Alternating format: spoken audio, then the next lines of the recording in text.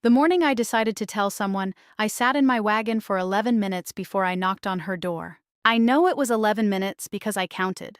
Not the seconds, I couldn't hold numbers that small. I counted the times the horse shifted her weight, the times a crow called from the fence line, the times my own hands moved toward the reins like they wanted to take me home before my mouth could do what it had decided to do. I had rehearsed the words for 3 weeks. I had said them into the dark of my bedroom ceiling at 2 in the morning while my husband slept beside me. I had said them into the dishwater, into the garden, into the long, empty silence of Tuesday afternoons when the children were napping and the house felt like a held breath. I knew exactly what I was going to say. What I did not know, what no one had ever told me, what no woman in my community had ever said out loud to another woman in clear, plain language, was what would happen after I said it. That is the part I am going to tell you today. Not just what he did, not just what I said, what happened after. What the community does when one of its wives opens her mouth and points at her husband and says, "This is wrong, and I need someone to help me." I need you to stay with me for this entire story, because the thing I am about to describe did not happen loudly. It did not happen the way you might imagine. There was no confrontation. There was no screaming. What happened was quieter than that, and quieter things leave marks that take longer to find and longer still to name. My name is Clara, and this is Amish Clara, the channel where the stories that were never meant to leave the community finally find their way out. If this is your first time here, I want you to know that everything I tell you is true in the way that lived things are true, felt in the body, carried in the bones, real in the way that no amount of time ever quite makes unreal. Please subscribe if you want to keep hearing these stories. And in the comments, I want to ask you something I will come back to at the end. Have you ever told the truth to someone you trusted? And had that truth turned against you? Hold that question. I will come back to it. First, I need to explain something that people outside our community almost never understand. When I say I decided to tell someone, I do not mean I called a hotline. I do not mean I walked into a police station. I do not mean I found a counselor or a women's shelter or a legal advocate. None of those things existed in the world I moved through.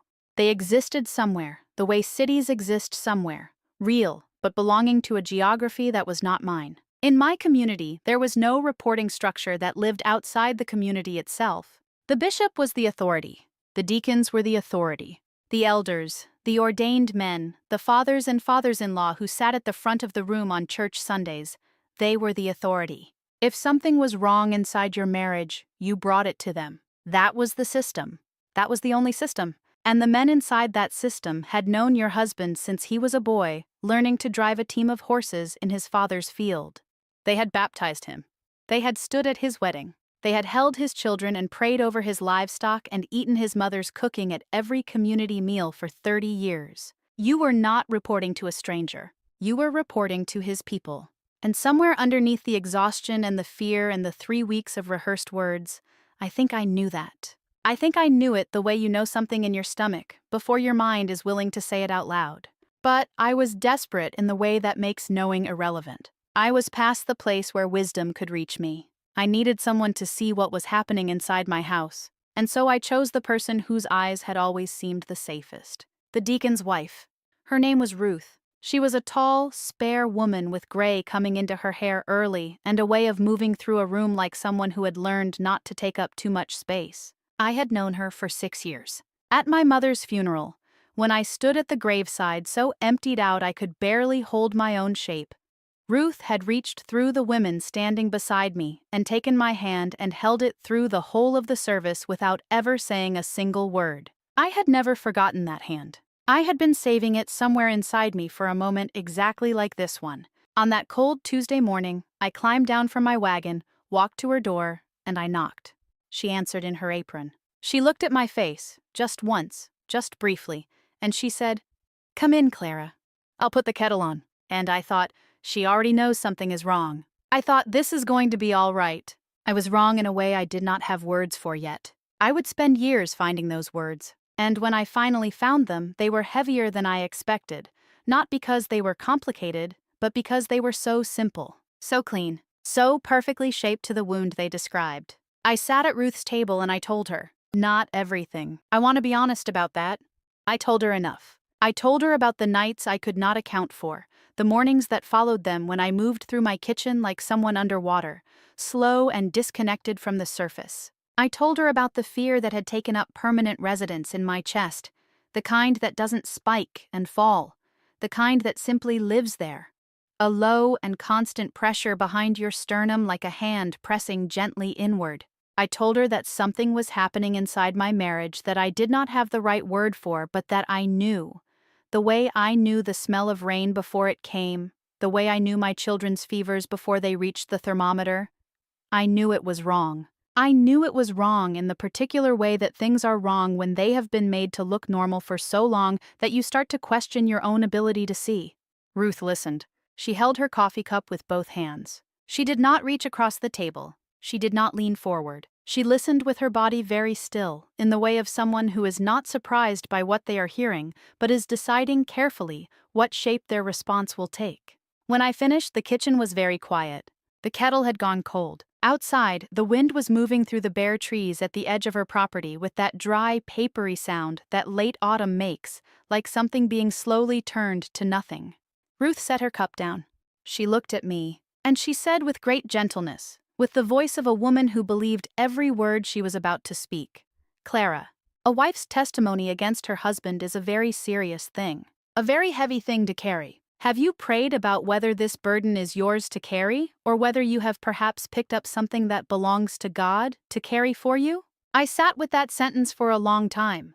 I am still sitting with it in some ways. She was not being cruel. I want you to understand that clearly, because it would be easier if she had been cruel. Cruelty is clean. You can point at cruelty. You can name it, step away from it, build a wall between yourself and it.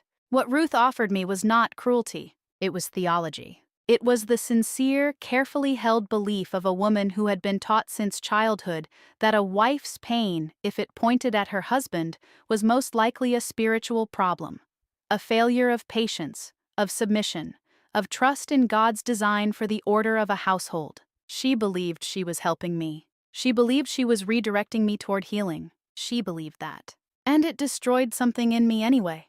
I drove home with the horse moving slow beneath gray sky, and I remember thinking with great clarity, I have just made everything worse. I did not know yet how much worse. I did not know yet that Ruth, with her kind eyes and her theological gentleness, would tell her husband what I had said before supper that same evening. I did not know that her husband would feel it was his duty to speak to the deacon. I did not know that the deacon would feel it was his duty to speak to the bishop.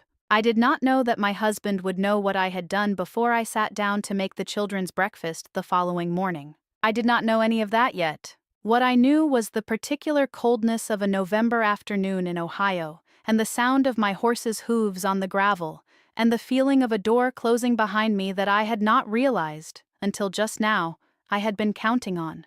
He knew by morning. I understood it before a single word was spoken. There is a kind of knowing that lives in the body before it reaches the mind, animal, pre-verbal, ancient.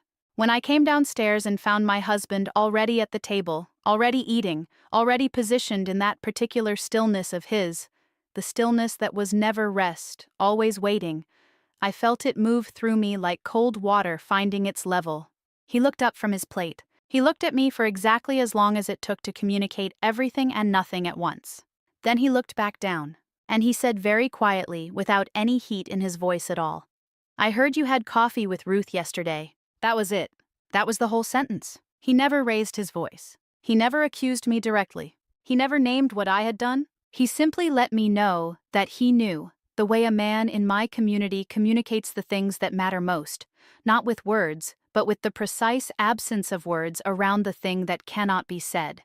I stood at the kitchen counter and I made myself move. I lifted the coffee pot. I poured. I set a cup in front of him. My hands did not shake. I was very proud of my hands that morning. It was the only thing I had. 48 hours later, the bishop came. He did not come angry. He came the way authority always came in my community. Steady, unhurried, carrying the particular gravity of a man who had never needed to raise his voice because the entire structure of the world around him raised it for him. He sat at my kitchen table, where Ruth had sat 2 days before. He accepted coffee. He looked around my kitchen with the slow, assessing look of a man taking inventory. And then he asked me about my spiritual life. He asked about my prayer. He asked whether I had been struggling with contentment, with peace, with the particular challenge of submitting my will to God's design for a wife's role. He asked all of this in the gentlest possible voice. He never once, not once, asked me what my husband had done. He never said my husband's name in connection with any wrongdoing. He spoke to me as though I were a field that had developed a problem with its soil, and he had come to evaluate the quality of my tending. I answered carefully. I had already learned, in 48 hours, what the rules of this conversation were.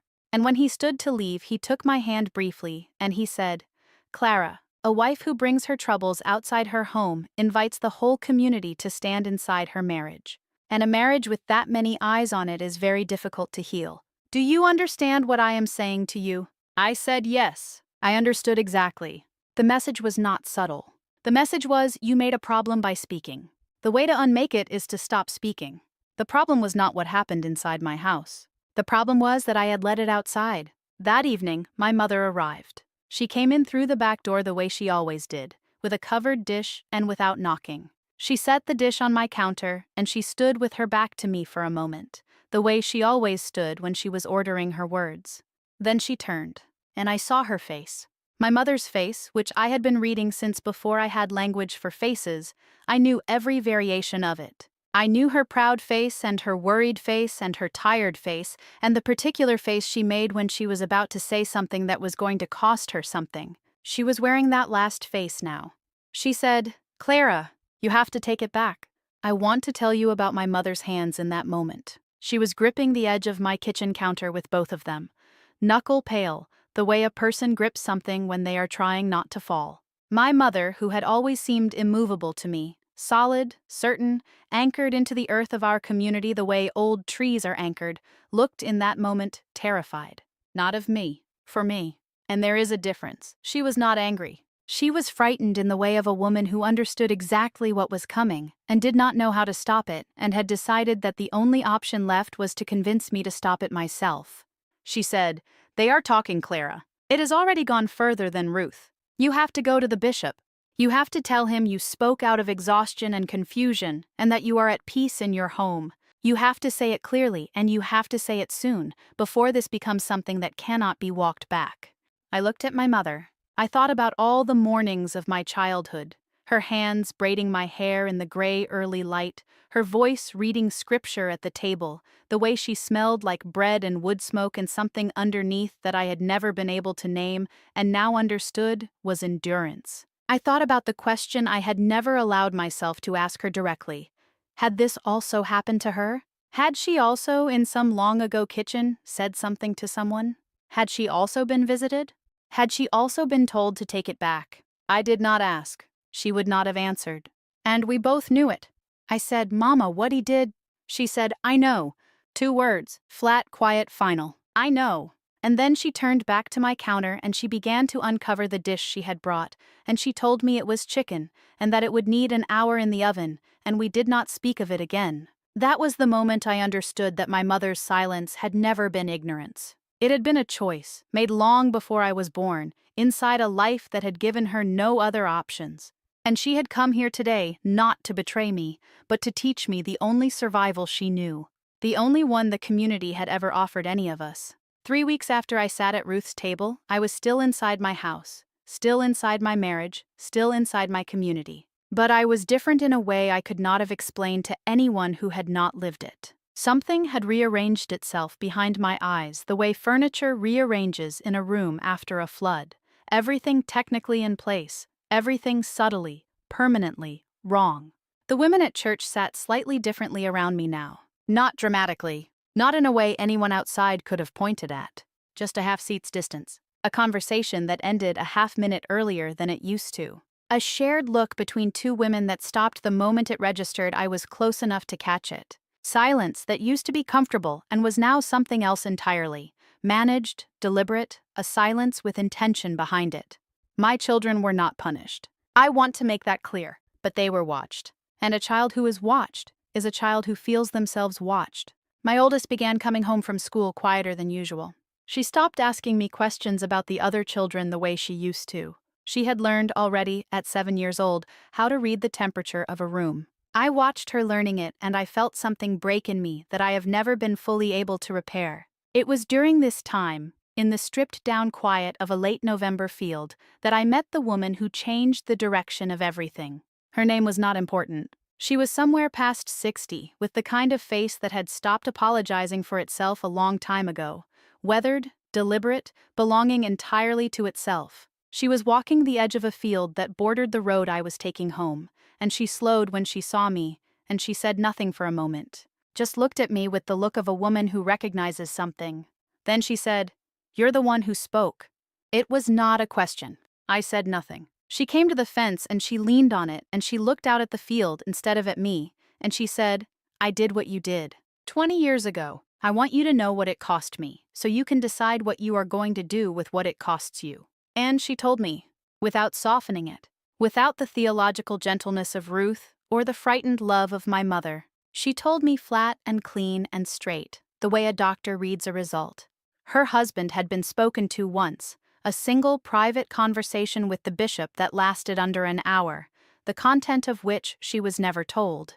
2 years later, her husband was given a position of respect among the ordained. She watched him receive it from the same bench where she sat every Sunday, in the half-seat of managed distance, with the silence that had intention behind it. She never spoke again, not because she had given up. Because she had done the mathematics, the precise, brutal mathematics of a woman calculating what she could survive and what she could not, and the numbers had never changed. She had 4 children, no money, no language for what was happening that anyone outside her world would have recognized. The wall had closed around her so completely that she had stopped being able to see its edges. "I am not telling you this to frighten you," she said. "I am telling you so that when you make your choice, you make it with your eyes open. I made mine with my eyes closed, and I have spent 20 years learning what I agreed to without knowing I was agreeing to it." She pushed off the fence. She looked at me directly once. She said, "The community does not protect you when you speak. The community protects itself. It always has. It always will. What you carry inside your house is yours to carry or yours to put down. But putting it down by speaking here, inside these fences, that is not putting it down. That is only showing it to people who will use it to build a higher fence around you." Then she walked back into her field. And I stood on the road with the cold coming in fast from the west, and I stayed there for a long time, holding what she had given me, understanding for the first time with absolute clarity what I was standing inside of and what it would cost me to stay and what it would cost me to go. I left, not that day. It took more time than I want to admit, because the truth is that knowing a thing and being able to act on it are 2 entirely different countries, and the distance between them is not crossed in an afternoon. But I left. I carried my children, and I carried nothing else that mattered, and I walked out of a world that had taught me since birth that walking out was the worst thing a woman could do. Worse than enduring, worse than silence, worse than any of the things I had endured and survived inside it. In the world outside, I found language. It came slowly, offered to me by a therapist who understood that too much language too fast is its own kind of violence. She gave me words the way you hand someone a candle in a very dark room, carefully, one at a time, watching to see what they illuminate before offering the next one. Institutional betrayal, when the system or community a person depends on for safety responds to harm in ways that compound the harm. When you report, and the report itself becomes evidence of your problem rather than his. DARVO, deny, attack, reverse victim, and offender. The mechanism by which the person who caused harm repositions the person who reported the harm as the one who has done something wrong. I had lived inside DARVO for 3 weeks without knowing its name. It had looked like a bishop asking about my spiritual life. It had looked like my mother telling me to take it back. Secondary wounding, the harm caused not by the original event, but by the response to it, by the silence, by the managed distance, by the half seat on the church bench, by being told that speaking was the mistake. I gave these words to myself slowly, like medicine.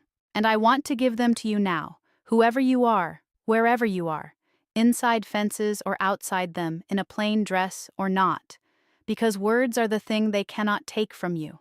They tried. They do try. They build whole systems around the project of making sure you never find the right ones. But the words exist. They have always existed. And once you have them, once they have landed in your body, and you understand that what happened to you has a name, not just a feeling, not just a private shame, not just a failure of your faith or your patience or your submission, but a name, a recognized, documented, studied name that other people have given to the same thing that was done to them.